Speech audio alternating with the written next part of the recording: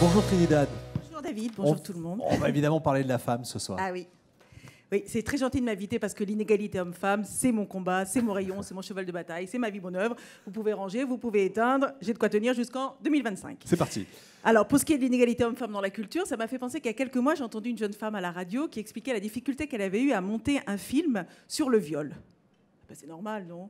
Bah, attendez, elle vient nous bourrer le mou et nous saper le moral avec quelques gonzesses qui sont pas d'accord. Alors que tu zappes sur les chaînes cinéma et 2 séries sur 3, t'as l'impression d'être à la Chandeleur. On te retourne comme des crêpes, on te garde les orifices. En plus, c'est de la belle gonzesse, jeune, bien gaulée, toujours disponible et souriante, sauf quand elle a la bouche pleine. Et cœur de monde. Pour pas s'emmerder à faire un film sur le viol. Alors moi, perso, je pense que l'inégalité dans la culture ou dans le monde du travail ailleurs, c'est que de la déclinaison. Le vrai problème, pour moi, il est à la racine, il est à la naissance, dans la famille. Déjà, quand tu arrives dans une famille où les garçons sont des dieux et les filles des petites mains à leur service, tu sens quand tu es une fille qu'il va falloir que tu t'organises pour avancer dans la vie.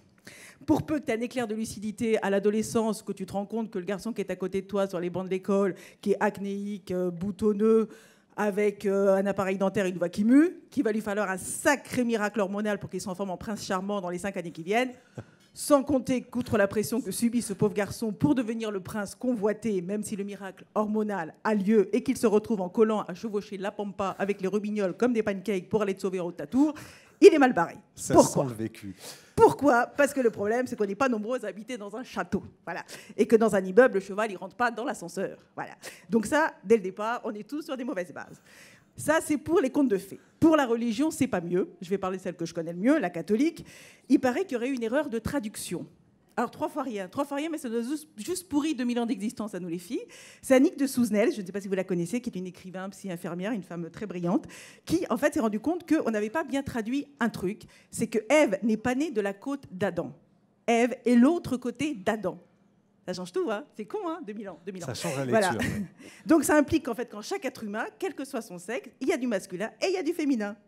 Mais ça fait de nous des gens égaux, mais pas identiques, parce qu'on n'a pas le même regard sur la vie. Par exemple, David, imagine qu'on va se promener dans la campagne avignonnaise.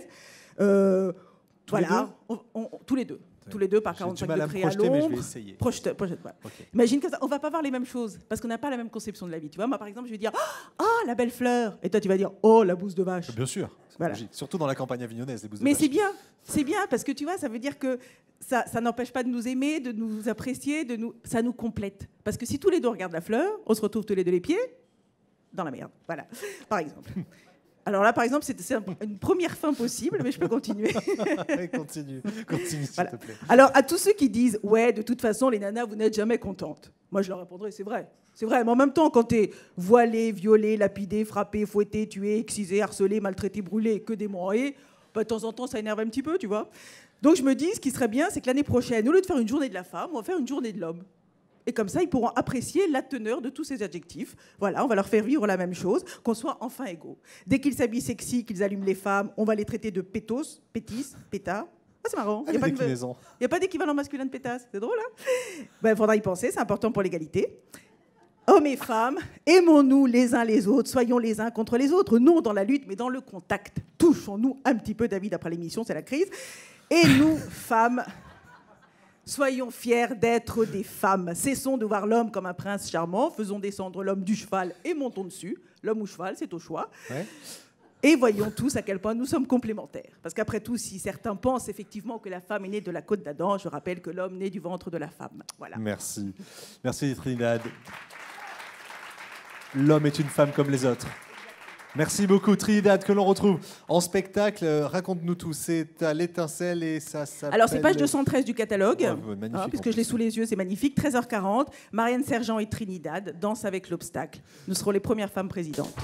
Ouais, c'est ça le postulat en plus. C'est ça le postulat. Merci Trinidad, merci pour ce joli moment, on part dans la campagne quand tu veux.